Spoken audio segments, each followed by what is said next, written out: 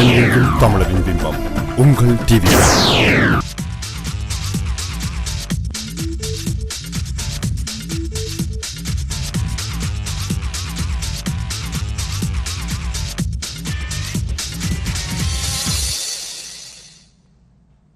Welcome to CrossRoads on TVI, a show that showcases the Tamil Canadian community, their issues and their successes. I'm your host, Manjula Salvaraja. In the 2011 federal election, just over 61% of all eligible voters participated, but the voting rate for youth 18 to 24 years old was only 38%, and this rate has been declining through the decades. Today on Crossroads, we discussed why the youngest eligible citizens in Canada have low voting rates. We would love to hear your thoughts on this issue. Let us know how you feel at 416-623-8100. We've got a fabulous panel, but before I introduce them, let's take a look at this video.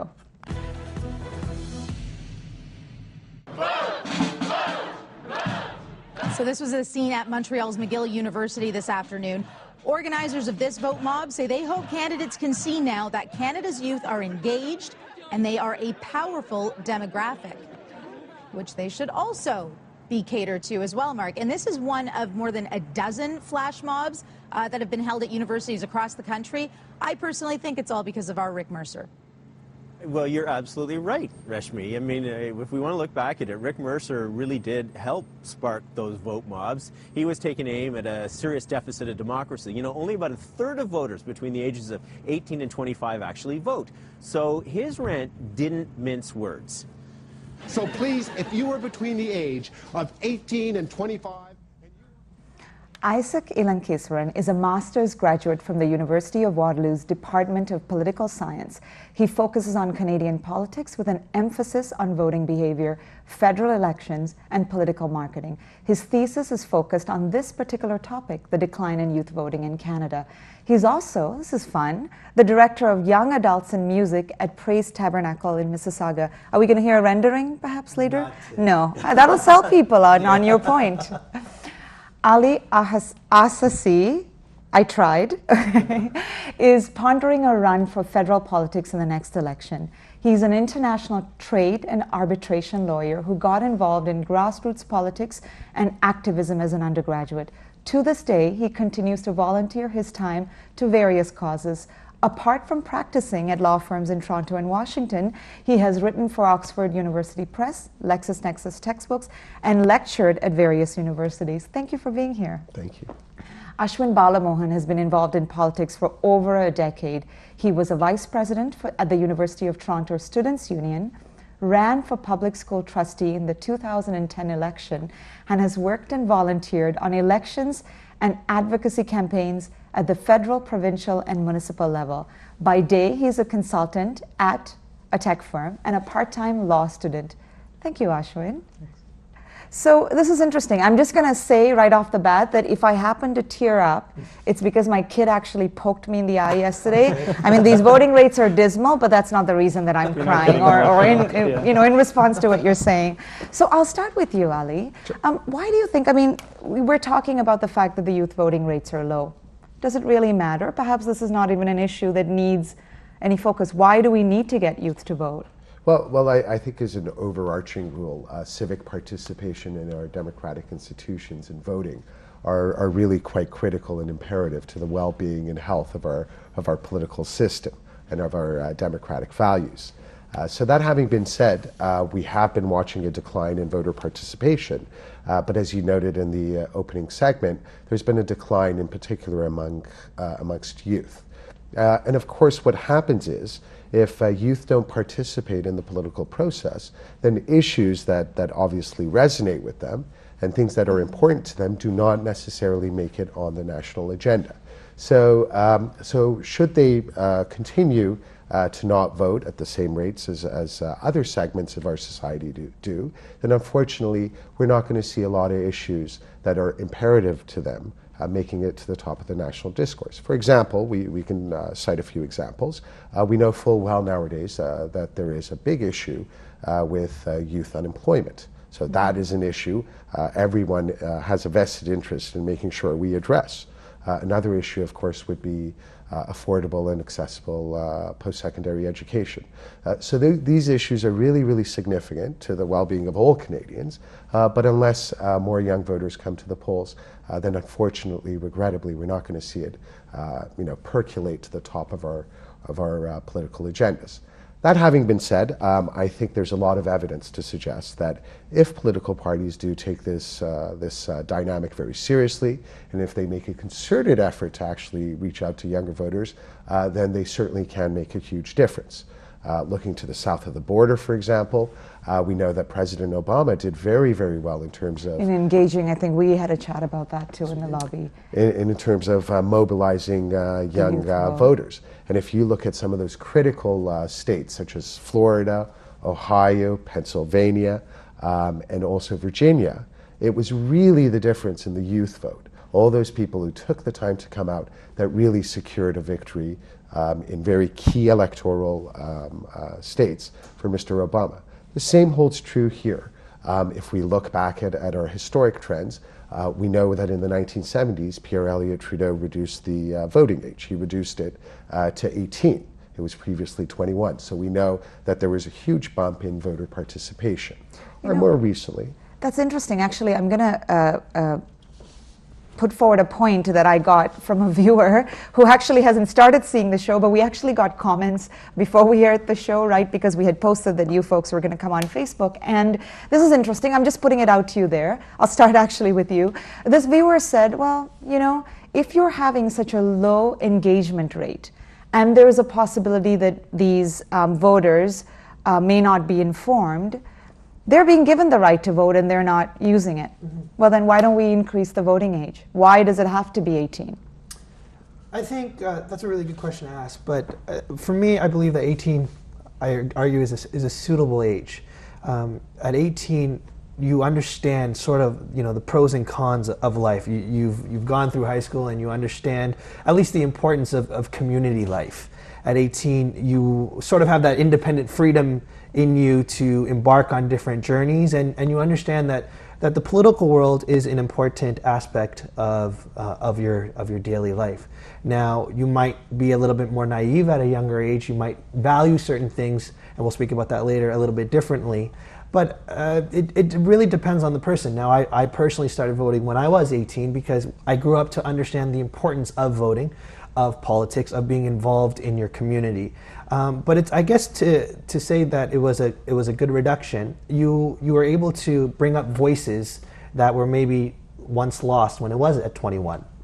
You might have been, you first of all increased the amount of people that could raise their voice and have their opinions heard.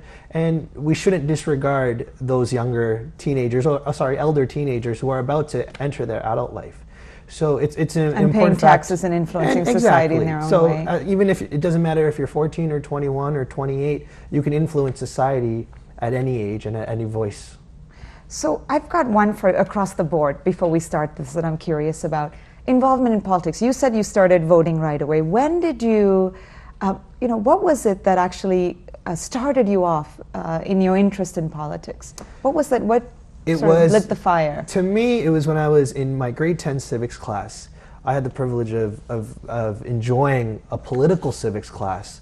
I know that we might get into that later. And it was watching a segment of Pierre Elliott Trudeau when we were at the Quebec crisis and the FLQ crisis was happening during the Trudeau regime, and how he certainly handled it, though many will say controversially, for bringing out the War Measures Act and sort of having a civil war in Canada in itself. However, in any case, it just lit a fire in me to see that everything in this world is somewhat political, from your private life to your professional life. The decisions you make impact a broad spectrum of people, your personal family, your friends, and the entire nation. So for me, it was understanding the importance of the political and that world. Seeing that episode And through seeing your that civics episode, class. yes. Ashwin, I'll let you pipe in. I'm curious Sure. too, because you've run for the position of trustee. Have you had this interest in politics from a very young age? I have. Before I answer that, I'm going to jump in on your previous question to Isaac. I think the voting age should actually be reduced to 16. I think consumers and voters form their behaviors very early, and people are treated as adults at 16. They can drive, they can be, the criminal justice system for some crimes treats them as adults, but they aren't allowed to have a say in the people who make laws on their behalf. And if you get students voting in high school, I think that voter behavior will continue throughout their adult life. There have been a lot of cases made for this. Obviously, some political parties are more in favor of reducing the voter age than others. In terms of my own involvement, I credit that with, I guess, growing up in the Tamil community, it was hard not to be politicized at a young age. I mean, like, we had the experience of coming here as refugees, so we understood how politics affected our lives. And I had very good, I guess, elementary and high school teachers who were very successful at explaining to us how political decisions, especially with respect to the environment, impacted our future as young people. Interesting.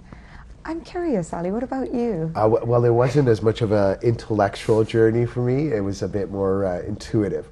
Looking back on it, I think the first factor was that as a child we moved around as a family. So as you move into different societies and countries, you have this intuitive sense, and you're trying to make sense as to what makes societies tick. I think that was obviously one element, and another element, quite frankly, was the dinner table, because my parents, my older sibling, they were very much engaged in big political issues, and they would talk about it. So naturally, I took an affinity. But later on in life, for example, I remember when I went to high school, the Globe and Mail had a student edition. So that really very much helped to get all the students to think about some of the big issues that we're dealing with.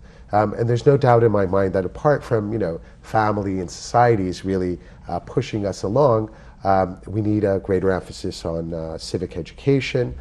We need political parties to do a better job. We need public personalities to actually come out and assist youth realize and understand how big the impact of decisions that are made in politics is on their daily lives. For example, I think one person we really should thank here is Rick Mercer, because he did a very, very good job of ensuring We saw about that vote mob excitement. Absolutely, and I think all of these elements are really quite critical. So let's talk about the decline now. You've done some research on this, so give us a history of the decline. The history of the decline, I'll go back and I'll age myself to the Pierre Elliott Trudeau regime, which started in 1968.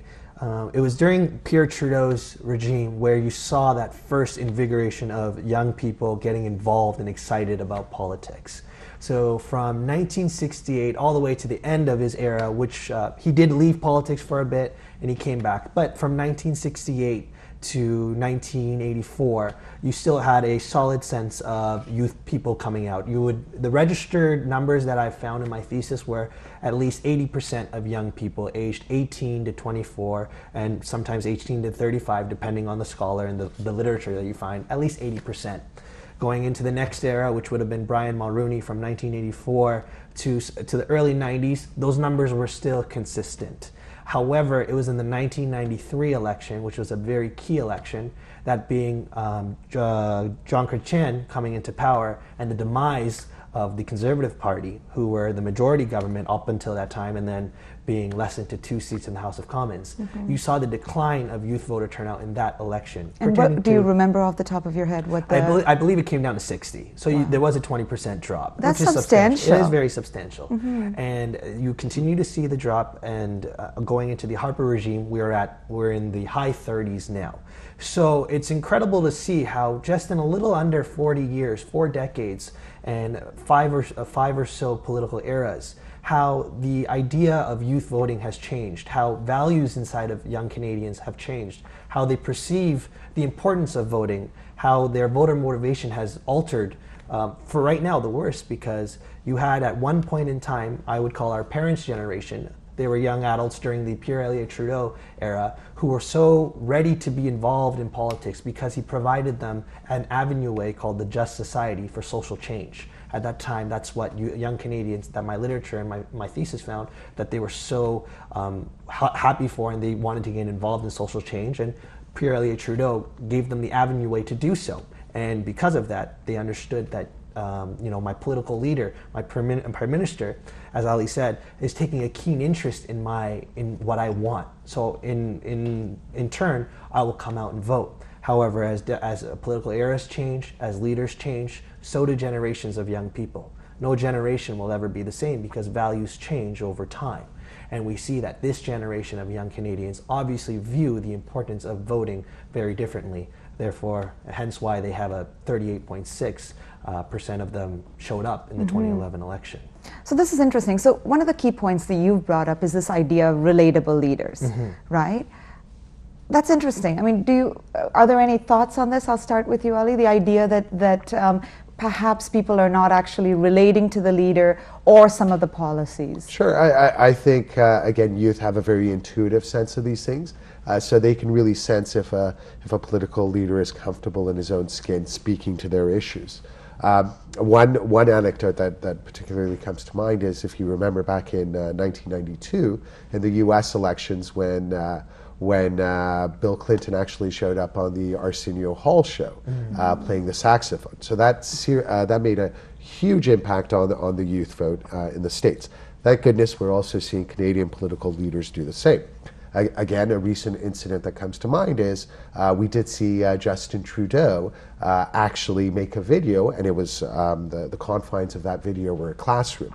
And there was absolutely no doubt in my mind that apart from his personal alchemy and the fact that he comes across as someone who cares deeply about the issues that are of concern to youth, the fact that setting also assisted in allowing him to get his message across. That might have actually been a conscious choice. But there were I think there were a number of different factors that have to align for political parties to actually resonate with young voters. I think obviously having a leader who can pierce through and address issues that are of concern to youth is very important. In addition to that, I think it's important that parties actually do field younger candidates, candidates that obviously will resonate with younger voters. And I think it's absolutely imperative as well that parties make a concerted effort to make sure that issues that are of concern to youth are part of the platform and are communicated through the right channels and the right mediums to young voters. So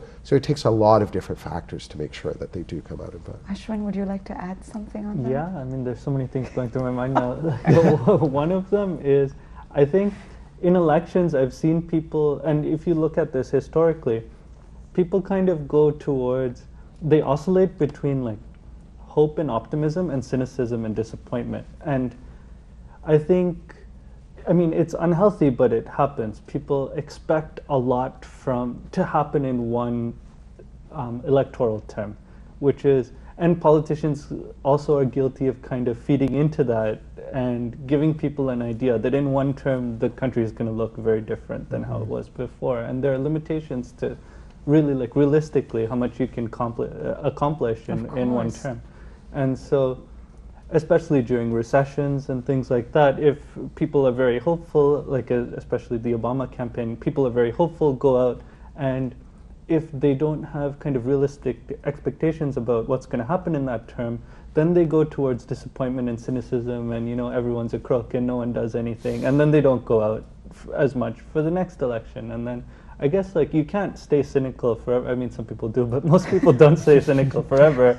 They're looking for someone else to inspire them, and then someone else inspires them, and then you kind of go back and forth. And you've seen that with Obama too, where there was all this optimism, and now, you know, right. And then you have kind of, I'm going to take a shot at Rob Ford. Like, he was very successful at tapping into the cynicism that people felt in the 2010 municipal election. He was very successful at telling people who to be mad at and whose fault it was for what happened. But also that he could resolve it, that he could cut away at, you know. But he actually didn't offer many solutions. He just said, you know, it's these people's fault and, you know, stop the gravy train and blah, blah, blah, but not much. There weren't really solutions offered. And he was successful at tapping into that. So some campaigns are very successful at tapping into the hope that exists or creating it. And on the other hand, other campaigns are successful at tapping into the cynicism or creating the cynicism. Or creating it as well. Interesting. And lately, I don't think it's fair to blame youth, or at least you should take it in context. We've had so many elections within the last couple of years. Like I remember when I was a kid, you had majority governments and there wouldn't be an election. Like, you know, it's practically exhausting so now. I mean, we've had minority governments at the federal and provincial level, and we've had a lot more elections within the last 5 years than we're generally used to. So if you it might just be fatigue. There's something to be. So I'm going to pause you there for a minute. We are going to take a break, but hold that thought. You're watching Crossroads on TVI with Manjula Salvaraja.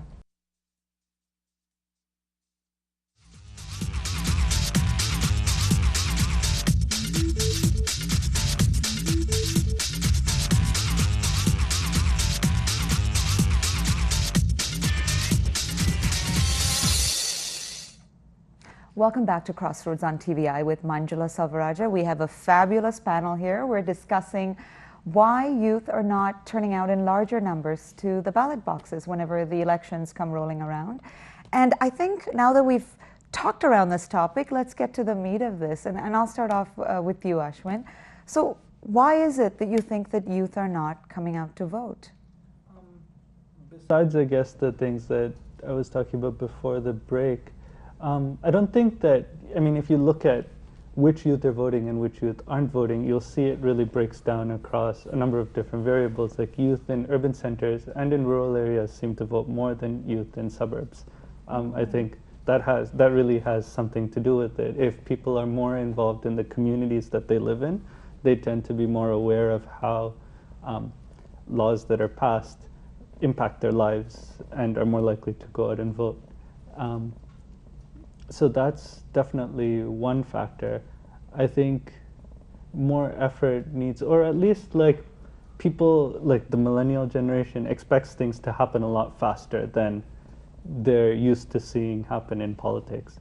So, I mean, they're called the ADD generation, but and politics doesn't really work as quickly as people would like it to. So I think that has a lot to do with it. If you look at like a cause and effect, you know, correlation, I went out and voted, nothing changed.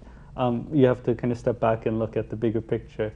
I think that's one factor. So just in general, older people, you know, grew up in more tight-knit communities and, you know, were more involved in their communities and established voting behavior earlier on. And that, I don't really think that's the case with younger people. Okay, so that's interesting. I mean, you've pointed out fatigue, election fatigue, and also this idea of, that's interesting actually, that people who live in suburbs tend to have a lower engagement rate, and it could be with because younger people, not so much with adults. More with younger people. Right, with older people, I don't, like, I mean, suburbs are where a lot of the election, like, battles are fought. But with people who've grown up there, you don't see as much voter turnout. Interesting. Ali, would you like to add in your thoughts on why you think this?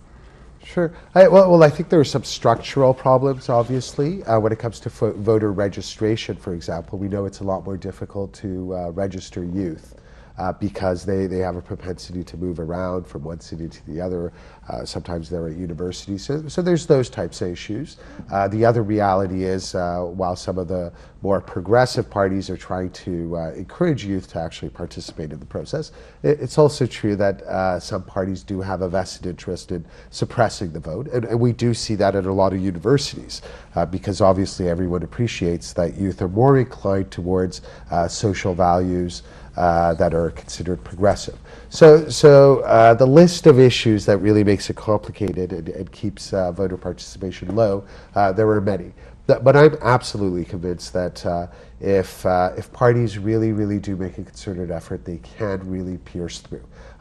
You know, parties really make an effort to actually cater to all sorts of distinct groups. But if they put in the effort with the youth vote as well, there's no doubt in my mind that if they get the messaging right, they make these issues relevant to youth, that we will also see an upturn in terms of voter participation. And what do you mean by concerted effort? If you could just, I mean, you said that Sure. you need to see parties make that concerted effort. Sure. Well, we see a lot of political parties try, but obviously you have to really, really understand what those issues are, what those mediums are to communicate with young people.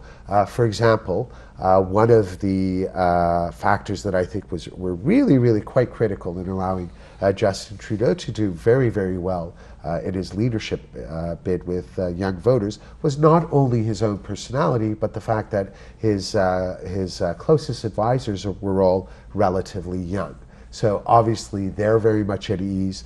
They understand new mediums. They know what resonates with young voters. And all of these things, they contribute to each other, because there's no silver bullet that will ensure that a particular group or a particular demographic actually comes out to the polls. It takes a combination of things to make sure that happens and to pave the way for more participation. Interesting.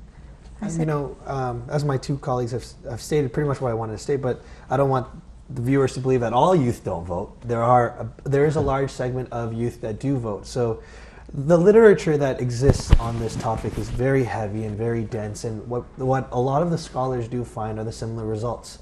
Youth that do vote are highly are very politically knowledgeable. They have a keen political interest. They have a vested interest in their community. They understand what social capital means. They understand civic virtues, and they are more inclined to vote. But going alongside what Ali has stated with the political parties, it's very interesting to see how political parties have changed with regards to how they view their own youth membership. At one point in time, many of the political parties, at least the Liberals and the Conservatives, did have a youth wing, a part of their federal party. However, as times changed, that youth wing was dissolved. They eliminated that. And now the average age of a person, man or woman, in a political party is ranging in the high 60s. Political parties, as many scholars are calling it, are now an old man's club. And you see more young Canadians who want to be involved in the political process not get involved in political parties because they view it as a hierarchy. There's a theory that Robert Inglehart came out with in the mid-1970s, which is called the post-materialism theory, that countered his materialism theory. And the post-materialist theory is speaking of a new generation of youth who value social change and who have a different set of values. They want to get involved, but do not want to be involved in a group that is somewhat hierarchical based. They want equality within their group. So you see more youth who are less involved in political parties, so they get involved into interest groups. They're more inclined to protest. So the participation is happening, but in outside other venues. They are participating, Yes. but they're using informal avenues. Of course, as I stated earlier, generations change and values change. So this generation of young Canadians who do participate in the political arena find different ways, such as joining interest groups and lobbying and protesting on the streets. So this is interesting. I think in response to what someone has said here, we have a caller on the line. George, we have you on here. Go ahead with your question or comment. Yes, Manjula, thank you for the opportunity. I think the reason for declining of youth participation, or actually not really participating in political arena, is part of the drama that's happening right now. I mean, politics has been showcased a different thing in the media, and some sort of negative impact was created over the years, and that's one of the reasons why young people are not being as exposed there. And also I think we didn't take much effort to actually encourage youth participation. I mean, we are saying we wanted to get more youth involvement, but if you really see it all around the election times, and after that everything dries off, and I don't know if you have enough resources in terms of outreaching to youth and get youth involved. Interesting. Actually, really good points. I think the two that thank you, George, for that call. I appreciate that. Really two good points we definitely should get to. The idea of the atmosphere created by sort of negative language and negative ads, and this the outreach. The outreach after the fact. I don't think the outreach is actually even happening, in my opinion, before the fact, but even after the fact. Ashwin, any thoughts on the environment created by? Sure. Everyone does it. Right. Anyone who says they don't do it probably just don't watch what their party does. Right. Every single party does it. Right. If Yeah. not on media or broadcast, in speeches. And I've attended Right. speeches by everyone. Right. Right. And I think Isaac brought up a good point. Youth, I disagree with the premise that youth don't care or youth are apathetic. They're involved, but not through the same avenues that their parents were involved in. And even, I mean, it's difficult in between elections because even MPs don't have as much power within parties that they did before. Like parties are becoming much more centralized. This is another theme, actually, right. this idea of centralization. Right, yeah. and whipped votes and like like backbench MPs don't have as much room as they do as they did previously, in previous generations to disagree with their parties as they do now, and messaging is much more controlled. I mean, Isaac brought up the October crisis, where a journalist pretty much just ambushed the Prime Minister on the steps of Parliament and asked him a question. There's no way that can happen right now. Like if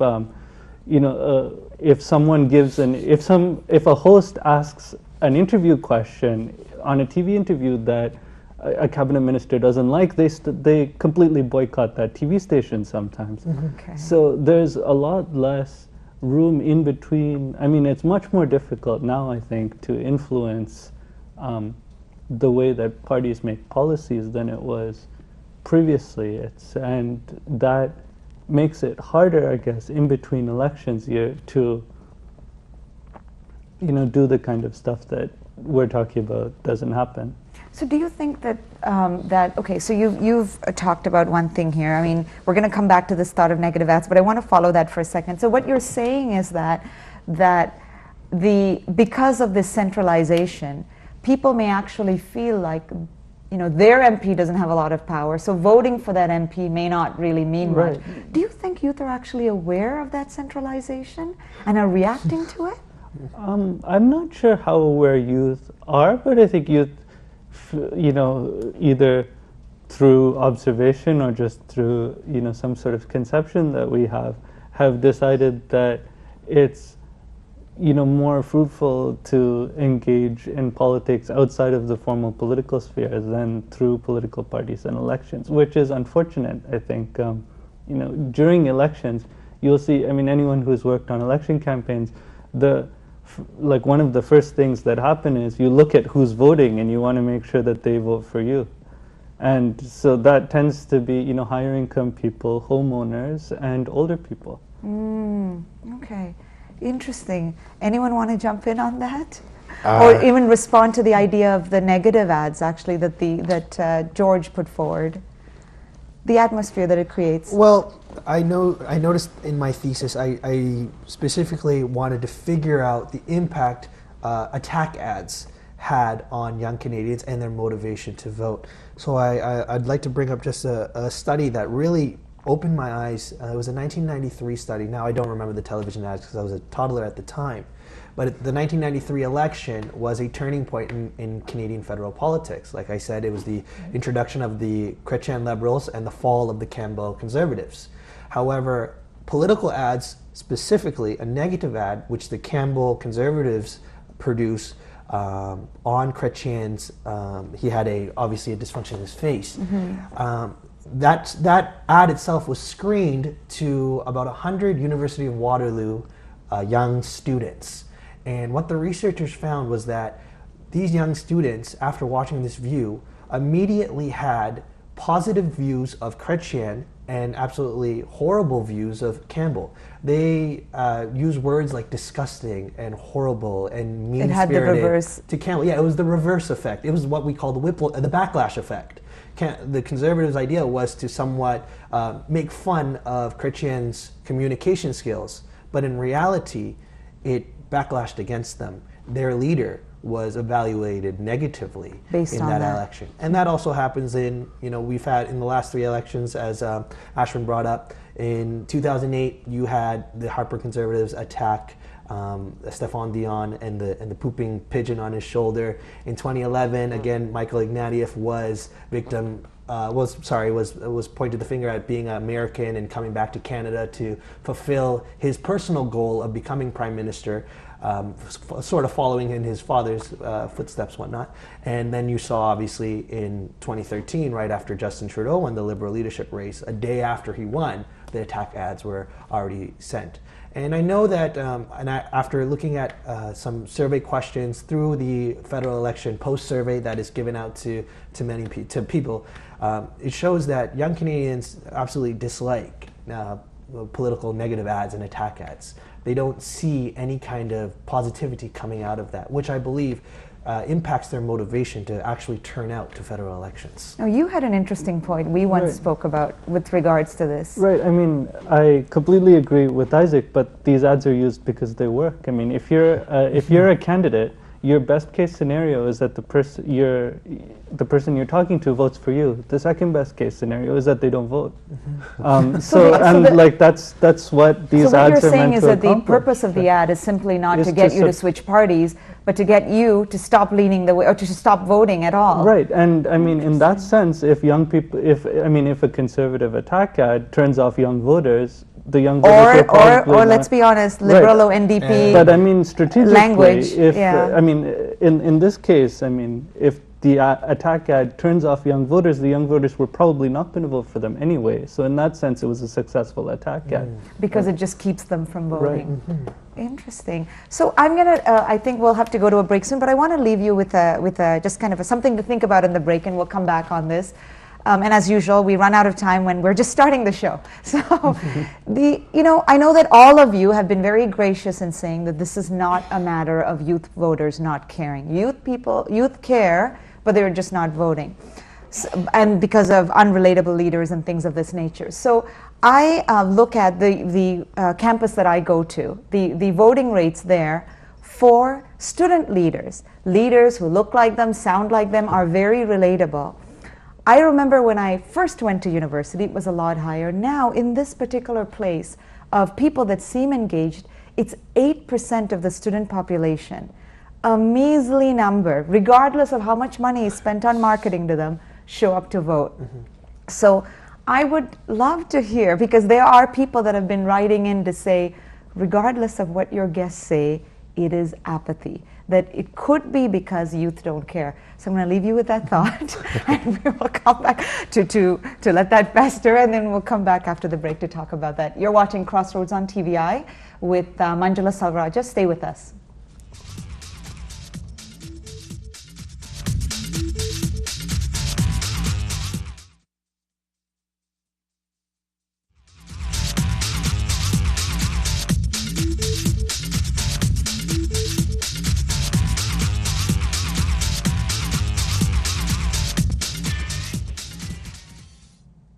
Welcome back to Crossroads on TVI. Today we're discussing why young people in Canada are not coming out to vote in larger numbers. And we were still discussing in the break, and Ali, you said that there was a point that you wanted to make in response to George's comment when he called in. Well, the point I wanted to make is I don't think anyone can really say that that young people are apathetic. It's just that they have so many more venues to get involved with. We live in a much smaller, more interconnected world, and really they make a conscious decision as to what issues they want to tackle and what they want to spend their time and their thoughts on, where they want to invest it. So that's one aspect of this. The other aspect, as the caller suggested, George suggested, was that parties really have to make more of an effort in really engaging young voters. They can't simply reach out to young voters during elections. They have to make sure that young voters are embedded in the system to the extent possible, and that their issues actually resonate and percolate to the top. One of the things that parties used to do is they used to allow youth delegates to introduce resolutions at conventions. But of course, if the party brass does not listen to what the youth is concerned about, then obviously they are ensuring that youth don't come back and they don't continue to be engaged with political parties.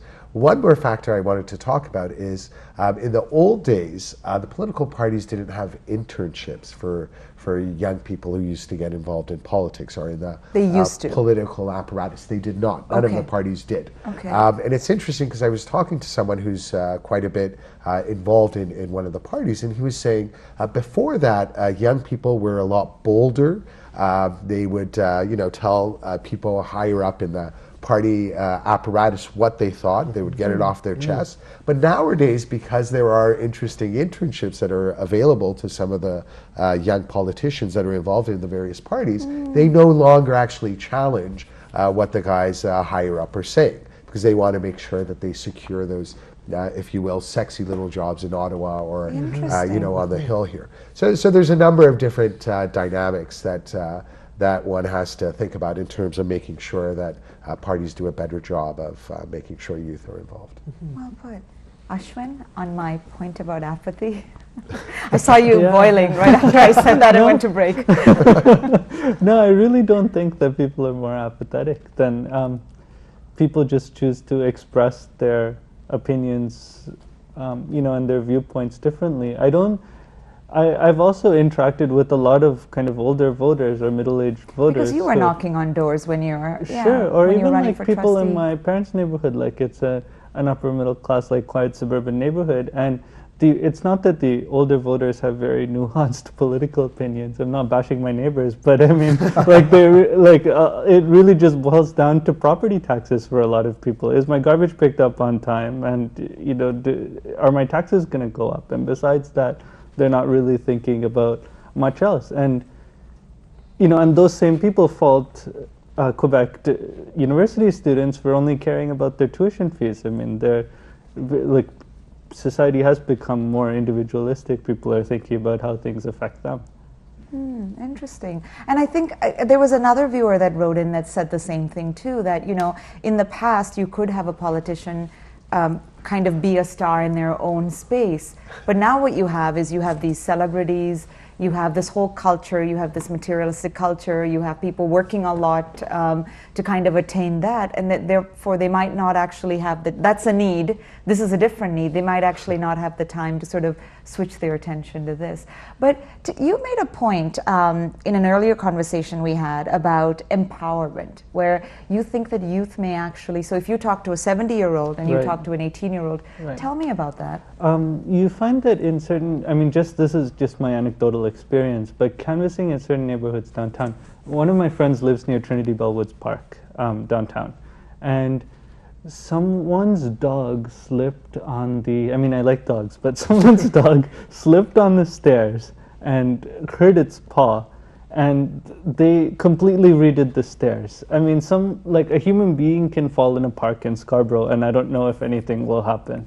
And that a lot of that has to do with the fact that people in that neighborhood feel a lot more entitled to call their city councillor and give them an earful than people from lower income backgrounds, new Canadians, who kind of either are indifferent to politicians or don't think that politicians will listen to them. So certain segments of the population are much more kind of empowered and entitled to demand that their elected representatives hear them out than others. And I think youth fall into the category of people who aren't as empowered and entitled to have elected representatives really. So it's not that they don't care, but they actually may not feel like that action is actually going to produce a result. Right, and I don't think that's an unwarranted assumption on their part. It's interesting because I think you're familiar with the stat too, that the Ombudsman in Toronto is also saying that the kind of complaints that they get into the City of Toronto reflect this exact same divide, that it is certain segments that tend to be sort of more wealthier, more educated neighborhoods that file complaints, substantially more complaints apparently than people that are from low-income neighborhoods. But did you have a point to add about the apathy? It always comes down, I agree with my colleague Ali here, is that not all youth are apathetic. It comes down to, and I keep saying the whole value thing, but it's what you believe is important. What I feel is important is going to be very different maybe from somebody else who probably could be watching and doesn't, agree with what I'm saying.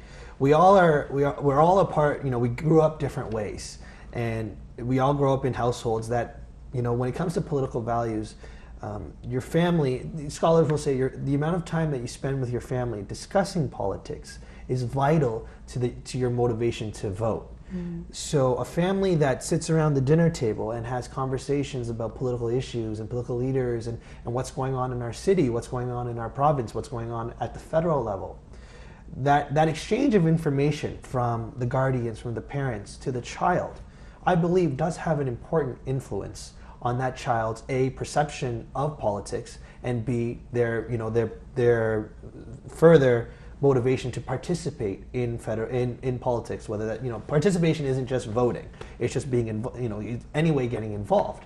However, it could be that young Canadians who are apathetic towards our federal politics and our leaders and politics in general, it could be that they didn't have that kind of experience at home. That's not taking anything away from them. It's just they were brought up in a different sort of household. Their families valued other things. Their families had cherished various other issues that they seek as important. So to say that they're apathetic in the sense that they're not voting, it's not very quote unquote nice to say that they are. Yes, of course it's not nice. But it's also it's really about how you were brought up and what the exchange of information was in the household. Scholars will always priorities say, and priorities, things of right? Yeah, absolutely. So it's the exchange of information from your parents to you, or from your guardians to you, or even your network to you. So now that I think we may have a few minutes left, I think about 30 seconds, so we'll discuss solutions. So I'm just curious if you have any thoughts on, ways that this could be corrected. Ali, I'll start off with you. You've mentioned a couple of interesting things. I know you mentioned civics, education in that sort of life, things of that nature. Again, hate to confuse issues anymore, but I really think there's a whole number of different building blocks that will allow us to encourage more youth to vote. But please, I hope that we don't mistake the apathy of young people for the political system as apathy for change, because they certainly do care about a lot of issues. They show it because they're engaged, and they put their shoulders to the wheel on a number of different very worthy causes, but it's not necessarily the political system. I hope that will change, but we just have to understand how to pierce through and communicate with them better. And I certainly hope that young people in turn will also learn how to communicate better within the political system, as was pointed out. So it's a two-way process. Ashwin? Magic solutions, 30 seconds. I think youth who are politically engaged need to continue to reach out to youth who are not politically engaged to make them understand that, whether we engage in the political process or not, it affects us. Yes. And people who do engage get heard. People who don't engage, there's very little cost to ignoring them. So as long as we continue to not be engaged, I think we'll continue to be ignored. Very valid point. You get the last word.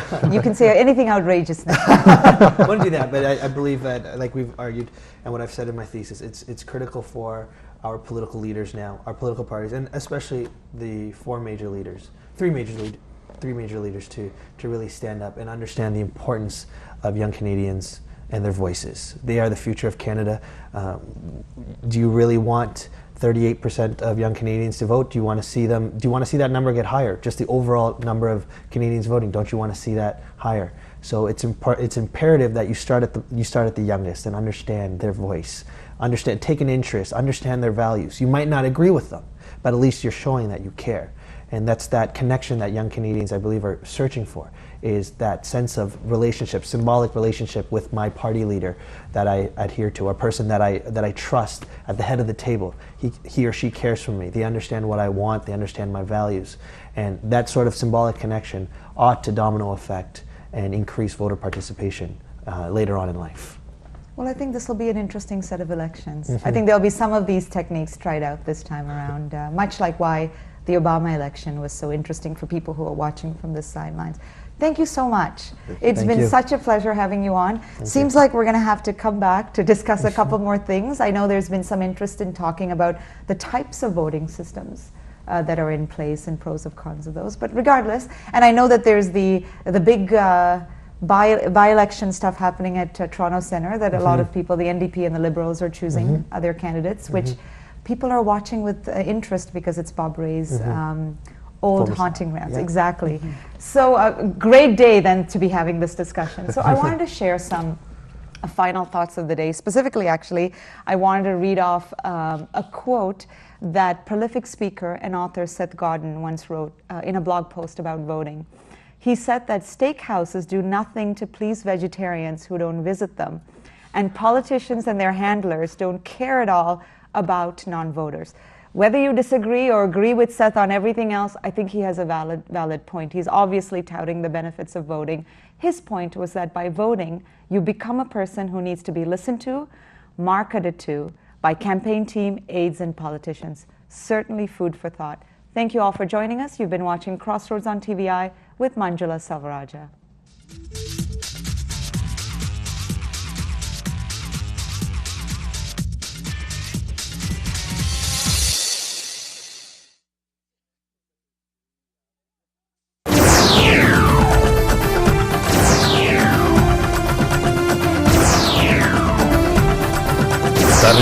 தமிழரின் பிம்பம் உங்கள் TV.